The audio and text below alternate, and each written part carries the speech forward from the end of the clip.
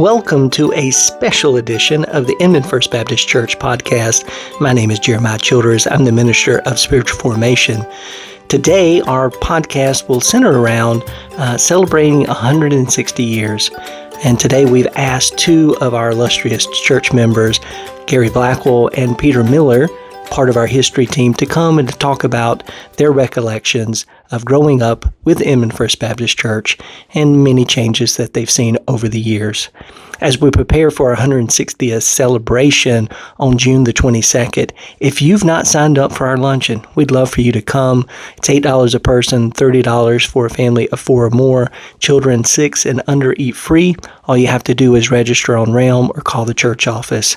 And join us for worship that morning at 10:30 as we celebrate the last decade of ministry and continue to look forward to where God is calling us. So today, our podcast, Gary and Pete will talk more about what it was like growing up with Inman First Baptist Church. As we come to celebrate our 160th anniversary of our church, I'd like to hear a little bit about y'all's experiences in our church. Before I ask about your experiences, what are some of the things that stand out to you about the long history of our church? 160 years is a long time. What's something that stands out to you about our long history? Of course, I can't remember 160 years ago. It's about half of it. About half of it. But I only lived about 1,000 feet, 1,200 feet from the church. And we didn't have air conditioning and all the windows were open. And in the summertime, I always remember Sunday morning hearing the bells ring. They must have been ringing about 8 or 9 o'clock. They were early. And this is Sunday morning. Get up and get ready. And then they ring them again at Sunday school time and then at church time. But hearing those bells on Sunday morning is one of my first just really remembrances of the church. Welcoming you. Come in. Jeremiah, as you know, I grew up on the side of Windmill Hill. Mm-hmm. And this church, I understand, began on the side of Windmill Hill under brush arbor. And I was always curious as to exactly where that location was.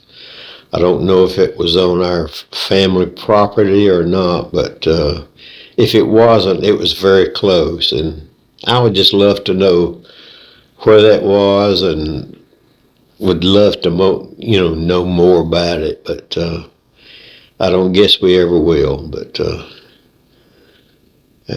that was always a curiosity for me. Pete's earliest memory is bells ringing. What are some of your earliest memories, Gary? Oh, my goodness.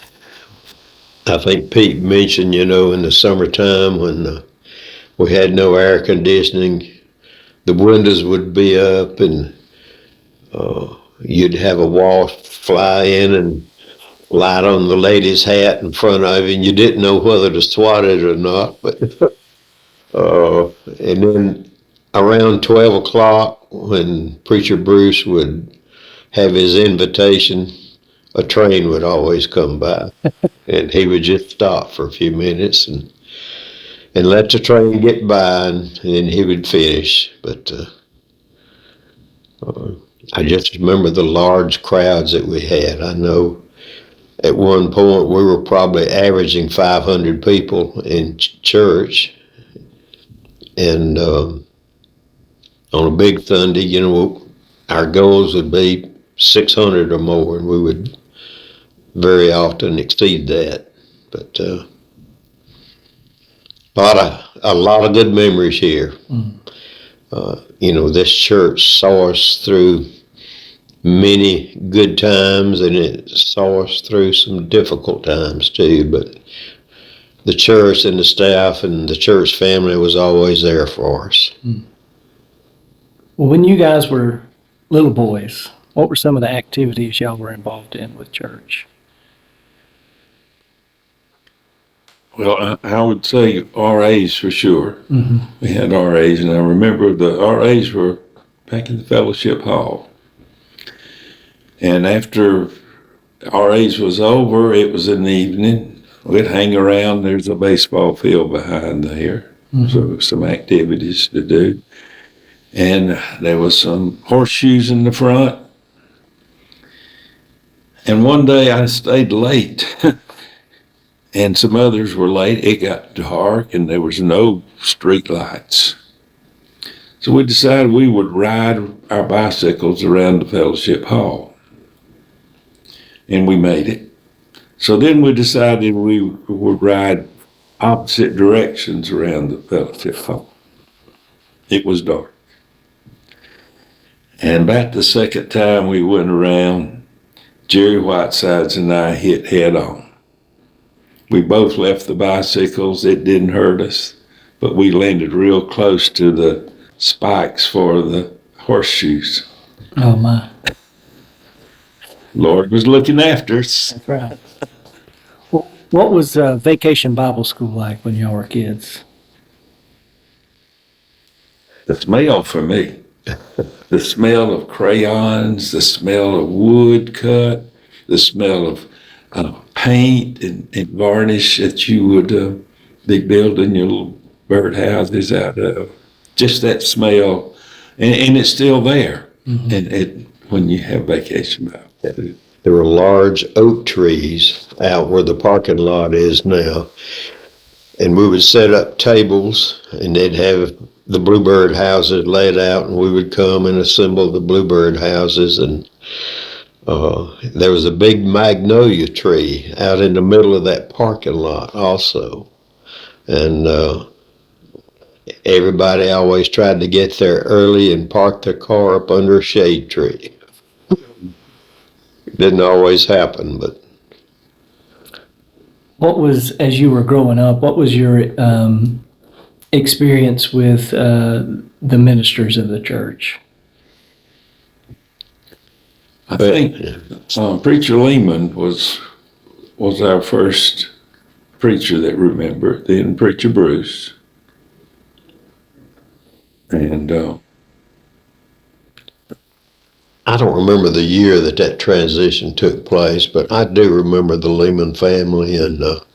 But Preacher Bruce was the one that was here when I was baptized, I think 1956. There were 15 of us that were baptized at the same time. I think it was in April of 1956, but I'll always remember that. One of my favorite stories Arvel Hester told was when he was in middle school age. I don't remember exactly, but he had ended up going to a dance at the Methodist church. And not only did his daddy find out, but the pastor found out. I'm guessing it was Lehman, and said he got called out in the middle of service and had to come up to the front. He said he got a whooping twice. oh, But because he had went to the dance at the Methodist church. Another thing I remember about, we used to have a lot of activities in the old fellowship hall. We'd have meals and different things, and we had a janitor/cook here, a black gentleman by the name of Bud McKinney. Bud was a jewel. He was the best cook. He could prepare the best fried chicken you ever put in your mouth. I'll always remember those meals that Bud prepared. Well, who were some of the people in the church that you have some of the fondest memories of? one of the Homer Waters. Homer Waters, I think, grew up as a rough guy, and he gave his life to the Lord right there, and he had a jail ministry after that. Mm-hmm. And my dad knew him very well, and I think he worked on my dad some too. But he was a gentle person, and Homer Waters stands out in my mind. Yeah, there was a prison camp over at New Prospect, and he went there every Sunday morning for how many years. And led a little church service over there for them. He was very influential, probably, in a lot of people's lives over there. What about Sunday school teachers? Any stand out for you when you were younger? Well, I think both of us, one of the standout was Herman. Herman loved us, and you knew it. Herman cared. And we had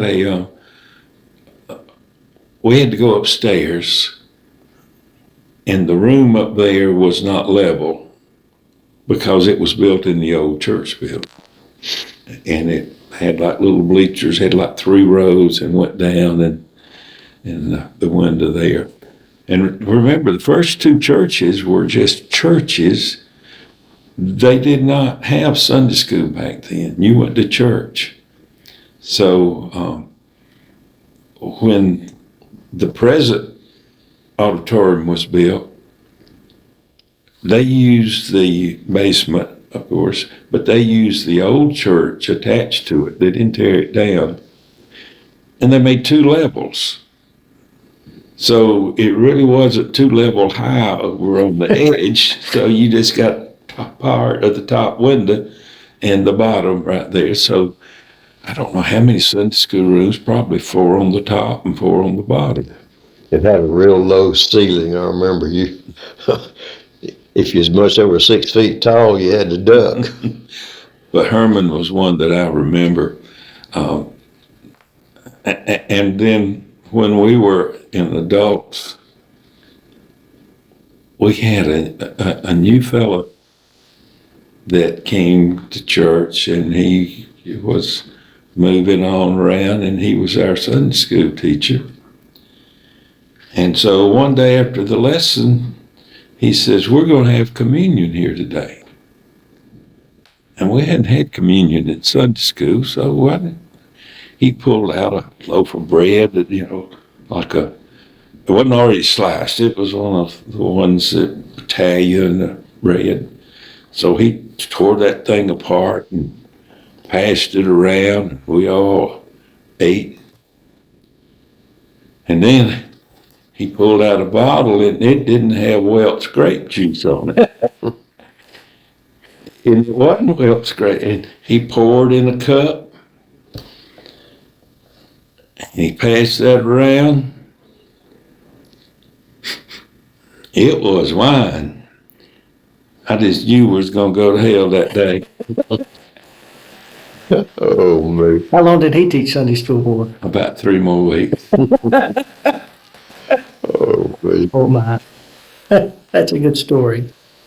And Bill Cawthorn, later on, he was, Bill had a big influence on a lot of people's lives, and he was the best Sunday school teacher. I tell you, he was a jewel. And don't count out Ralph Barham. Oh, yes, Ralph. Mm-hmm. That's whose class you're named for now. It is. Ralph and Paul grew up in the New Prospect area, and I think his ancestors were known for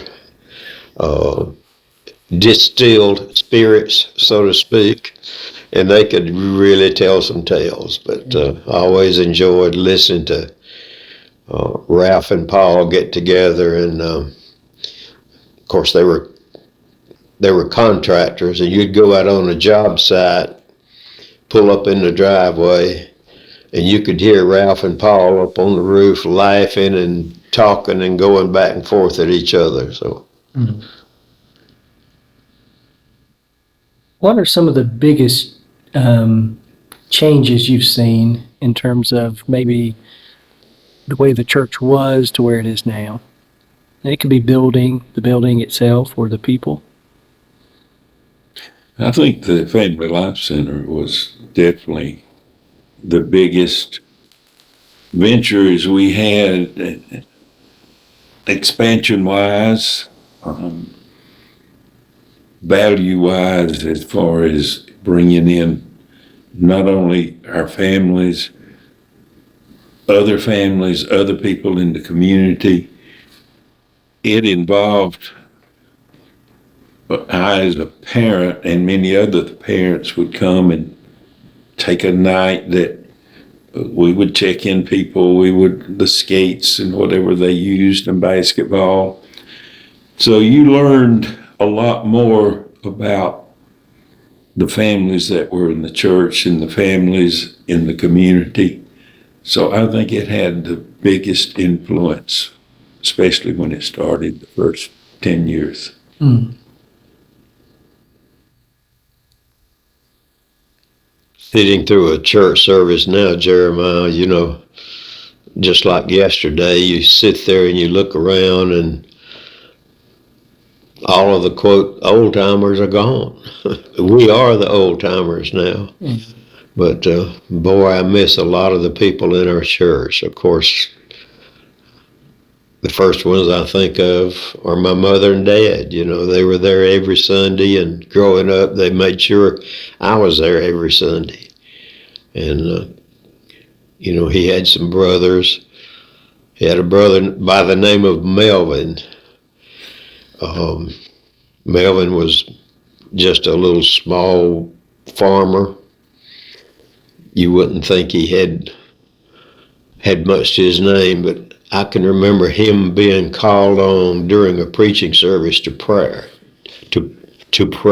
and he could pray the most beautiful prayer I have ever heard. I mean, he would hold on to the pew in front of him and rock back and forth and just bellow out a prayer. I mean, it just sends chills up and down your spine. Hmm.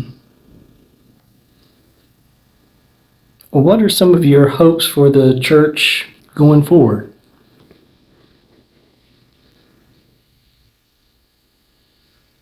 I think our ministries are very diverse and have opportunities for nearly everyone to serve.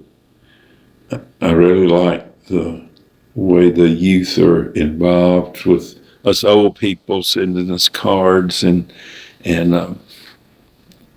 some conversations. I think that could be expanded, we need to learn them and they need to learn us. There's a lot of water in between right there. There is. So I hope that can be continued. We had built a house down at the mill. That was a real significant point. Just involving the people and their talents. Thinking back, Jeremiah, you know, things that happen in church, for some reason, are funnier there than they are anywhere else. But I can remember we had a fine church member by the name of Hugh Culberth. Hugh had a vertigo problem, and he and his wife were sitting in a pew on a Sunday morning. We stood up to sing a song, and to see him, you would think he was drunk, but he wasn't. But he would stagger around. Well, when we stood up to sing that song, he lost his balance, and he fell over the pew and landed in the pew in front of him. Didn't faze him. He reached and got a hymnal and just kept on singing. I never will forget that. Well, I would be remiss if I didn't ask this question. You guys are known for pranks. Did y'all do any pranks in the church? None whatsoever. I refuse to answer that. Another funny moment that it wasn't our pranks, but I had a cousin, Robin, and he was going to get baptized. Now, Robin would just do Robin. He was just his own self. The baptism was on the floor, and they were the piano. So I think there was a little ladder to get into it.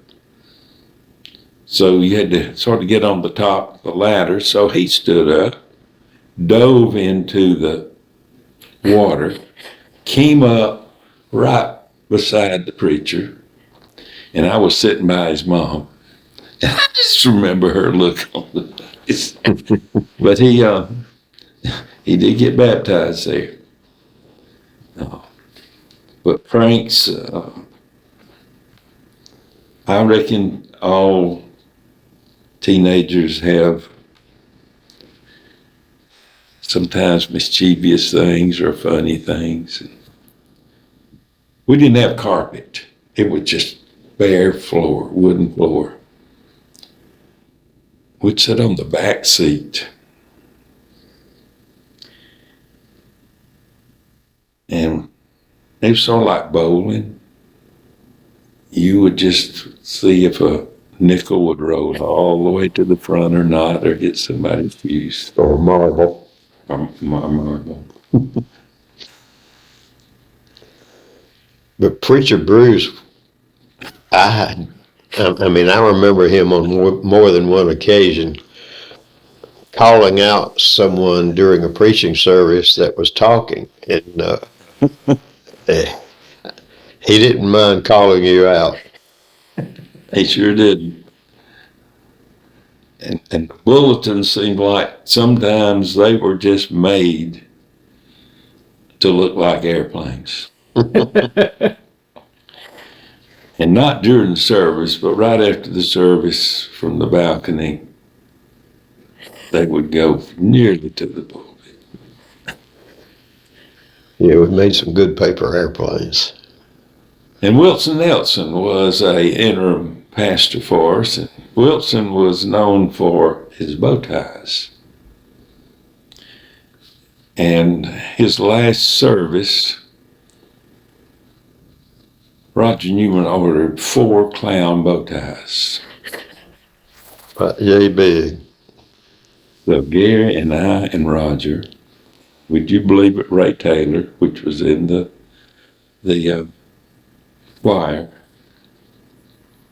we sat on the front seat, quietly there, with those bow ties.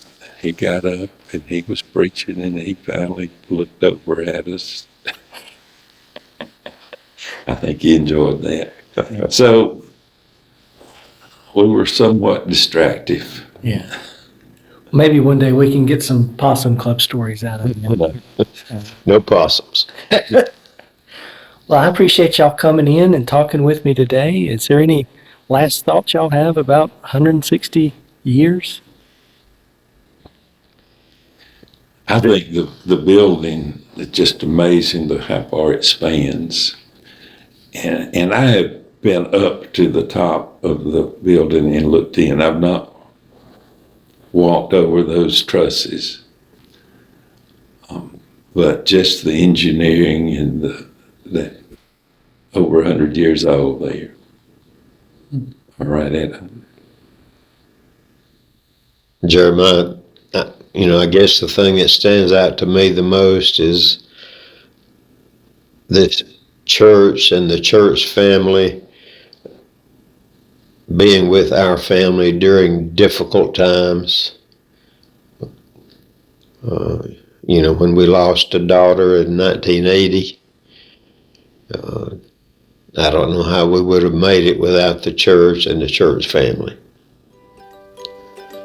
Got a lot of good memories there. We want to thank you, Pete, and you, Gary, for being here today. And for our church audience listening, we hope that you will join us for our 160th celebration on June 22nd. Hope to see you soon. Bye-bye.